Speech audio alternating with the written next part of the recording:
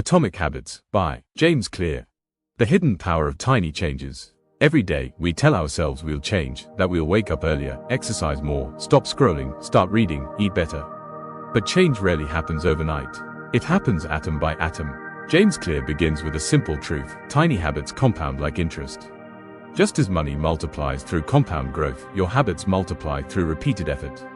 He shares the story of the British cycling team, once mediocre, until their coach focused on tiny improvements in every aspect, from seat design to pillow choice. Within years, they dominated world cycling. The lesson: you don't need radical transformation. You need small, consistent actions, compounded daily. That's the promise of Atomic Habits, how tiny changes lead to remarkable results. Part 1. The Fundamentals: Why Tiny Changes Make a Big Difference. Chapter 1. The 1% Rule: Why Small Habits Make a Big Difference. Imagine you get 1% better every day. In a year, you'll be 37 times better. But 1% worse every day, you'll fade to near zero. That's the mathematics of habits, they compound. James explains that habits are the compound interest of self-improvement. Success doesn't come from massive action once, it comes from tiny actions done consistently.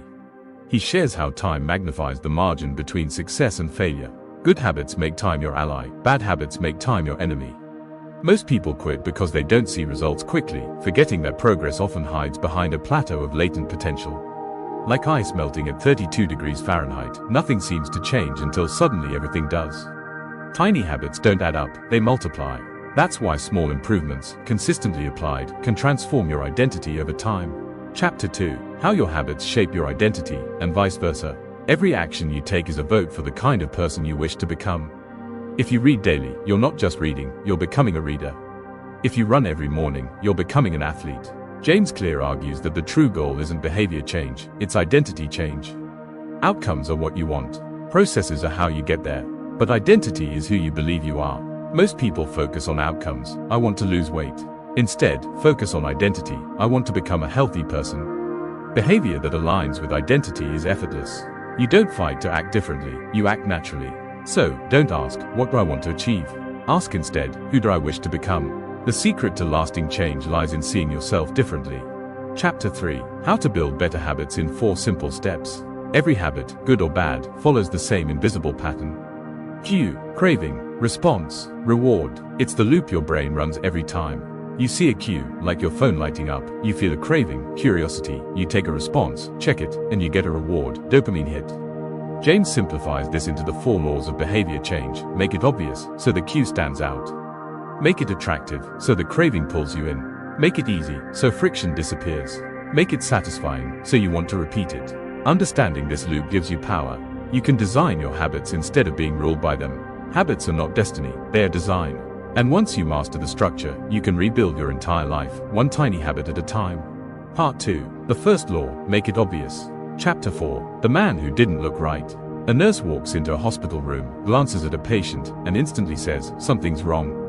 Moments later, the patient crashes, and she's right. How did she know? It wasn't luck. It was habit-based intuition, built through years of pattern recognition. James Clear uses this to explain that our habits are invisible patterns too. Most of what we do isn't the result of conscious choice, it's automatic repetition. The first step to change is awareness. You can't fix what you can't see. He suggests an awareness audit. List your daily habits, from brushing teeth to checking Instagram. Mark each one as good, bad, or neutral. This helps you see yourself clearly. Because real change begins when you stop living on autopilot and start noticing the invisible cues shaping your behavior. Chapter 5. The best way to start a new habit. Dreams fail because they rely on motivation. Habits succeed because they rely on systems. James introduces the implementation intention, a formula that turns vague goals into specific plans. I will behavior at time in location. For example, I will meditate for 1 minute at 7 a.m. in my bedroom. He also shares habit stacking, linking a new habit to an existing one. After I pour my morning coffee, I will open my journal. By attaching a new action to an old one, you make the cue obvious and automatic. Habits don't grow in chaos, they grow in structure. The more specific your plan, the less room there is for excuses. Chapter 6. Motivation is overrated. Environment often matters more. We think we need willpower.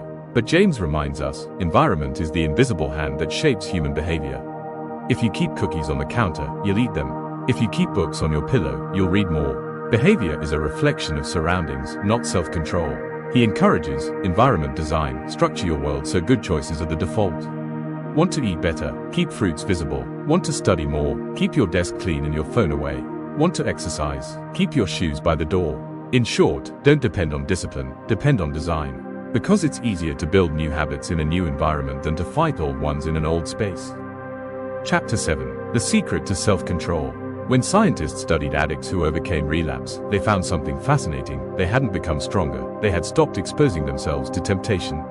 Self-control isn't about resisting, it's about avoiding. The best way to break a bad habit is to cut the cue. You don't have to be superhuman, just strategic. If you can't see it, you don't crave it. Clear writes, disciplined people are better at structuring their lives so they rarely need discipline. So if you want freedom, don't fight temptation, design your way out of it. The key to self-control isn't control, it's clarity. Summary of the first law. Make it obvious. Notice your cues. Stack new habits onto old ones. Shape your environment, and remove temptations before they begin. Good habits don't need willpower, they need visibility. Part 3. The second law, make it attractive. Chapter 8. How to make a habit irresistible. Every behavior begins with a craving. And cravings come from anticipation, not the experience itself, but the brain's prediction of reward.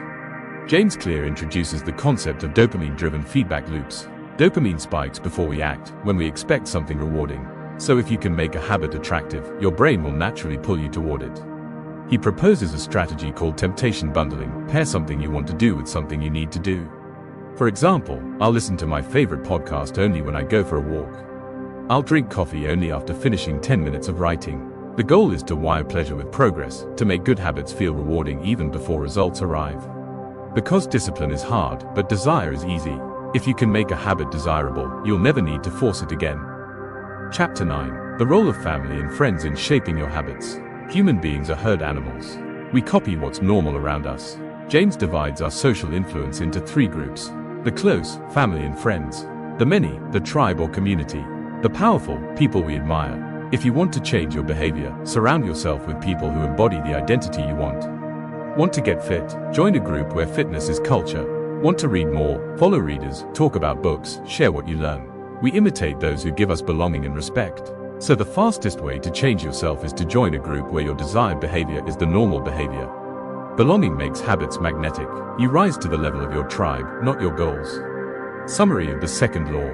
Make it attractive. Rewire your brain to expect joy and discipline. Pair good habits with things you love, and build an environment, physical and social, where the person you wish to become is the person everyone already is. Part 4. The third law. Make it easy. Chapter 10. Walk slowly, but never backward. Most people think success requires massive effort. But James Clear says the opposite. Focus on showing up, not scaling up. Mastery is the result of repetition, not perfection. The more you repeat a behavior, the more natural it becomes. If you wait for the perfect time, the right tools, or more motivation, you'll never begin. He writes, you don't rise to the level of your goals. You fall to the level of your systems. So don't aim to do more, aim to do consistently. If you want to write a book, write 1 page a day. If you want to get fit, show up at the gym, even if for 5 minutes. Momentum matters more than intensity. Because habits are built by frequency, not force. Walk slowly if you must, but never backward. Chapter 11. The law of least effort. Human nature follows the path of least resistance. We choose what's easy, convenient, and close. James Clear suggests that to build a good habit, you must reduce friction. If you want to read more, keep a book on your pillow. If you want to eat healthy, wash and cut fruits in advance. Conversely, to break a bad habit, increase friction. If you want to watch less TV, unplug it after use. If you want to use your phone less, keep it in another room. Every small barrier counts, because behavior flows where friction is low. The secret to lasting habits is to make the right thing easy and the wrong thing hard. Design, not discipline, defines destiny. Chapter 12. How to stop procrastinating by using the 2-minute rule. Big goals overwhelm, so shrink them. James introduces the 2-minute rule. When you start a new habit, it should take less than 2 minutes to do. Instead of study every night, say, open my book. Instead of run 3 miles, say, wear my running shoes. The idea is to make starting so simple that it feels silly not to. Because once you cross the gateway of a habit, momentum takes over. Reading 1 page leads to reading 5. Writing 1 sentence leads to finishing a chapter. He says, a habit must be established before it can be improved. So make it small, make it easy, just start. Chapter 13. How to make good habits inevitable and bad habits impossible. What if you could design your life so that good habits happen automatically? That's what James calls commitment devices. They lock in future behavior before temptation arises. For example, leave your gym bag in the car. Use apps that block distractions after 10 p.m. Automate bill payments to ensure saving. When you bind your present self to your desired future self, you eliminate choice, and with it, inconsistency. He gives the example of Victor Hugo, who locked away his clothes so he couldn't go out until he finished writing The Hunchback of Notre Dame. Discipline is unreliable, but structure is loyal. Make good habits inevitable and bad habits impossible. Summary of the third law: make it easy. Lower the barrier, shorten the step, simplify the start. Because willpower fades, but design endures. Small, simple actions, repeated effortlessly, become powerful over time.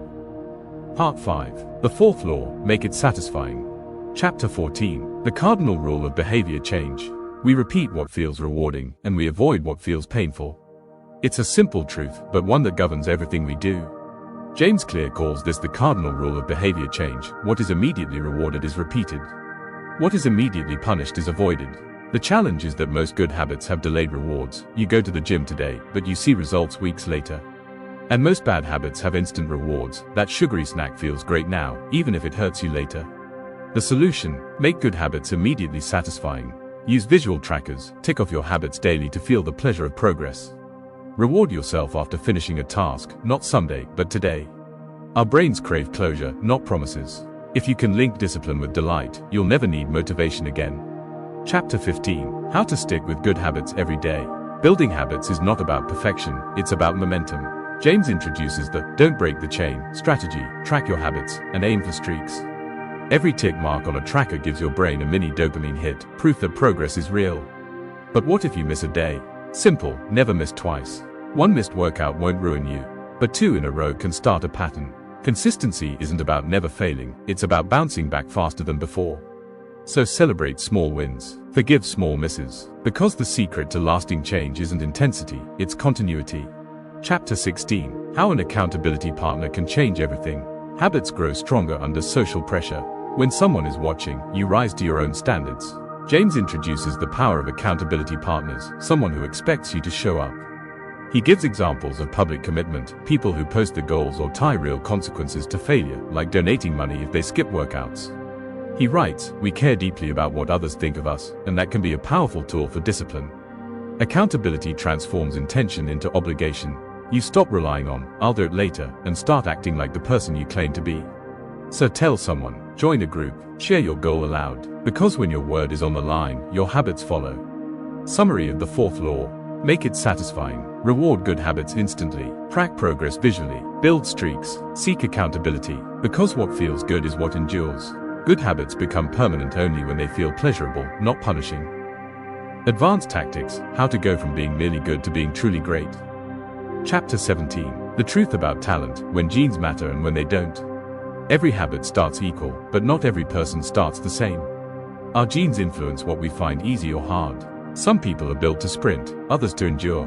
Some thrive on competition, others on solitude. James Clear doesn't deny talent, he reframes it. Genes do not eliminate the need for hard work. They clarify where you should work hard. The lesson: choose the right game. You don't have to be great at everything, only at what fits you. He calls this fit finding. Find where your natural inclinations meet your chosen efforts. When habits align with your nature, discipline feels like flow. Don't fight your biology, channel it. Because passion is often just persistence in the right environment. Chapter 18. The Goldilocks Rule: how to stay motivated in life and work. Ever wondered why motivation rises and falls? It's because humans crave challenge, but not too much. The Goldilocks Rule says, we stay most engaged when the task is just right, not too easy, not too hard, but slightly beyond our current ability. A runner finds joy not in finishing, but in pushing the edge. A musician grows when the song tests their skill just enough. James explains that success isn't about avoiding boredom, it's about embracing it. Professionals show up even when motivation fades. Amateurs wait for inspiration. True mastery is built when you keep showing up, even when it's no longer exciting. Because growth lives in that narrow zone, right between comfort and challenge. Chapter 19. The downside of creating good habits. Habits bring stability, but too much stability can bring stagnation. James warns that once habits become automatic, they can also become blind spots. You stop paying attention, stop improving, and start coasting. To stay sharp, you need deliberate reflection. Pause, review, ask, what's working, what isn't, what could I do 1% better? This transforms repetition into refinement. The key to long-term mastery is to balance automatic habits with conscious awareness, to stay humble, curious, and open to change. Because habits build the foundation, but awareness builds the future. And thus the book concludes with the secret to results that last. At the end of Atomic Habits, James Clear returns to his core idea. Small habits don't just change your actions. They change your identity. The world loves stories of overnight success, but behind every breakthrough is a quiet process of daily, invisible work, compounding effort, day after day.